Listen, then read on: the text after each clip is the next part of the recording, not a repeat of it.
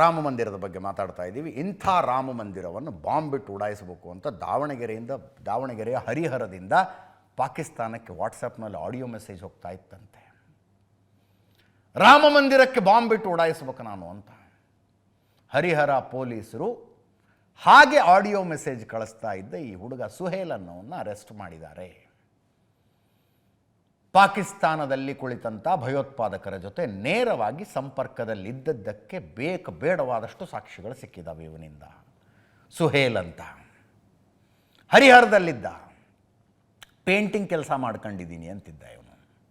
ಹರಿಹರದ ಹತ್ರ ಬನ್ನಿಕೋಡು ಅನ್ನುವ ಗ್ರಾಮದಲ್ಲಿದ್ದ.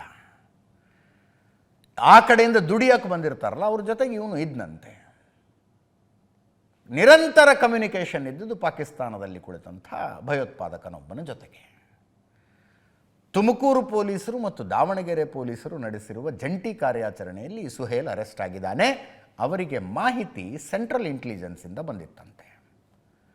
ಅಂದರೆ ಈ ಥರದ ಮೆಸೇಜ್ಗಳ ಪಾಸ್ ಆದಾಗ ಕಣ್ಣಿಟ್ಕೊಂಡು ಕೂತಿರ್ತಾರೆ. ಅವರಿಗೆ ಮಾಹಿತಿ ಬಂತು, ಸ್ಟೇಟ್ ಪೊಲೀಸಿಗೆ ಇನ್ಫಾರ್ಮ್ ಮಾಡಿದ್ರು.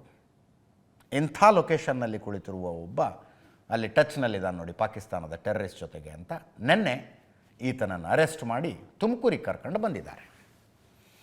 ತುಮಕೂರಿನಲ್ಲಿ ಜಮೀರ್ ಖಾನ್ ಅನ್ನುವಂಥ ಇನ್ನೊಬ್ಬ ಅರೆಸ್ಟ್ ಆಗಿದ್ದ, ಅಲ್ಲಾ ಭಕ್ಷ್ ಅನ್ನುವಂಥ ಮತ್ತೊಬ್ಬ ಅರೆಸ್ಟ್ ಆಗಿದ್ದ.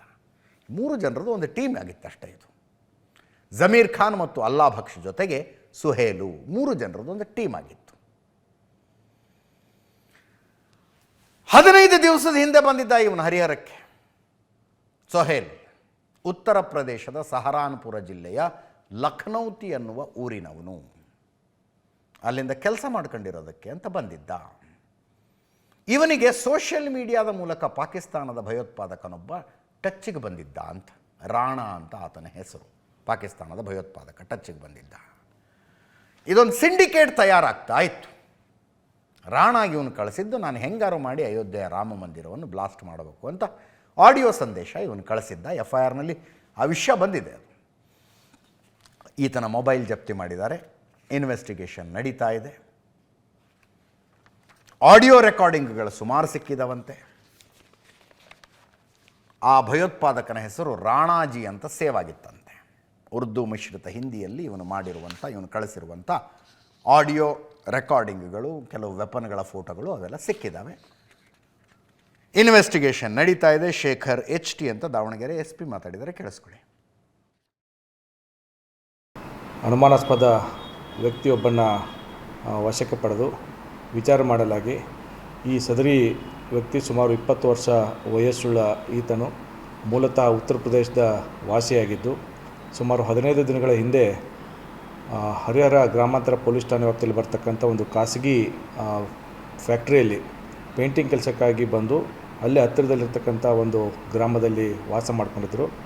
ಇವರನ್ನು ಅನುಮಾನಾಸ್ಪದವಾಗಿ ಚಟುವಟಿಕೆ ಇದೆ ಅಂತ ಬಿಟ್ಟೇಳಿ ಬಂದಿರತಕ್ಕಂಥ ಮಾಹಿತಿಯನ್ನು ಆಧರಿಸಿ ಇವರನ್ನು ವಿಚಾರಣೆಗೊಳಪಡಿಸಿದಾಗ ಈತ ತನ್ನ ಮೊಬೈಲ್ನಲ್ಲಿ ವಾಟ್ಸಪ್ ಗ್ರೂಪು ಮತ್ತು ಸೋಷಿಯಲ್ ಮೀಡಿಯಾ ಮುಖಾಂತರ ಪಾಕಿಸ್ತಾನದ ಮೂಲದ ವ್ಯಕ್ತಿಗಳ ಜೊತೆ ಸಂಪರ್ಕದಲ್ಲಿರ್ತಕ್ಕಂಥ ಮಾಹಿತಿ ಬಂದಿದ್ದು ಅವರನ್ನು ನಾವು ಮುಂದಿನ ಕ್ರಮಕ್ಕಾಗಿ ಪ್ರಕರಣ ದಾಖಲಿಸಿಕೊಂಡು ಸದ್ಯಕ್ಕೆ ಅವರನ್ನು ದಸ್ತಗಿರಿ ಮಾಡಿ ಮುಂದಿನ ಕಾನೂನು ಕ್ರಮ ಕೈಗೊಳ್ತಾ ಇದ್ದೆವು.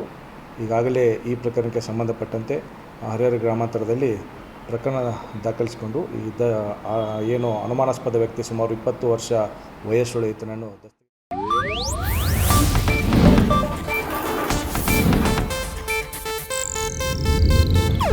ಇದು ಏಷ್ಯಾನೆಟ್ ನ್ಯೂಸ್ ನೆಟ್ವರ್ಕ್ ಪ್ರಸ್ತುತಿ.